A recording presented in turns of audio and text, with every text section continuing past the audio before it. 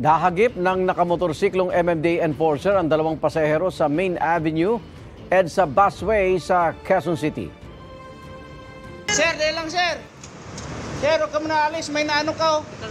Opo, opo. Lasing pa ata to. Lasing. Lasing nga oh. Ang video ipinost online ng Department of Transportation noong December 31. Kuha raw ito ng isa sa mga nasagi ng commuter. Nagpatulong ang nakasaksing driver at konduktor ng bus sa mga naka-duty na Coast Guard sa lugar. Kinuusap nila ang enforcer at pinigilang umalis.